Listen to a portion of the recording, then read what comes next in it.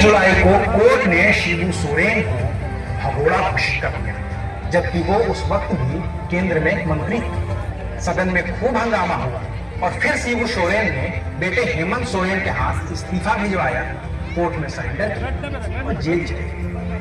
1 महीने बाद वो जमानत पर रिहा हुए। केंद्र में उन्हें फिर से जगह और फिर से वो केंद्रीय कोयला मंत्री।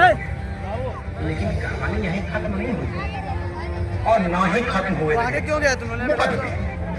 शिरोडी नरसंहार में जो 1975 में हुआ था, उसमें शिबू सोरेन को जमानत मिली तो एक और पुराना केस खुल गया। ये केस था शिबू सोरेन के सचिव रहे शशिनाथ झा की हत्या का, जिसमें शिबू सोरेन मुख्य आरोपी। 28 नवंबर 2006 को इस केस में शिबू सोरेन को उम्र कैद की सजा हो गई। हालांकि साल 2007 में दिल्ली हाईकोर्ट ने उन्हें इस केस से बाइज्जत बरी कर दिया और फिर साल 2008 में शिबू सोरेन चिरोडी वाले केस में भी बाइज्जत बरी हो गए। बहरहाल लौटते हैं राजनीति। साल 2005 में झारखंड राज्य का पहला विधानसभा का चुनाव हुआ था। कांग्रेस का शिबू सोरेन को समर्थन हासिल ही था, यानी कि यूपीए था।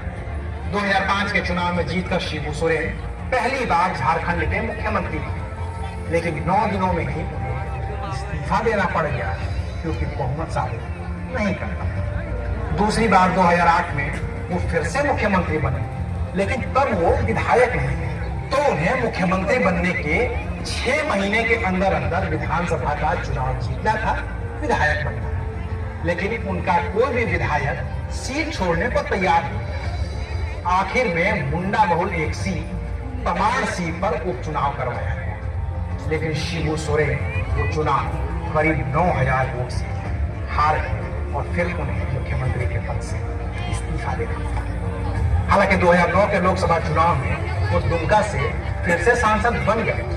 तीसरी बार वो 30 दिसंबर 2009 को फिर से मुख्यमंत्री बने, लेकिन तब भी वो अपना कार्यकाल पूरा नहीं कर पाए और 1 जून 2010 को उनके इस्तीफे के बाद राज्य में राष्ट्रपति शासन हुआ।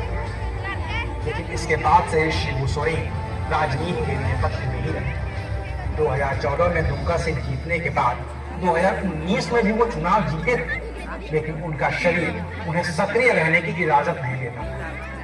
राजनीतिक विरासत उनके बेटे हेमंत सोरेन ने बखूबी संभाल रखी है और अब वही मुख्यमंत्री हैं।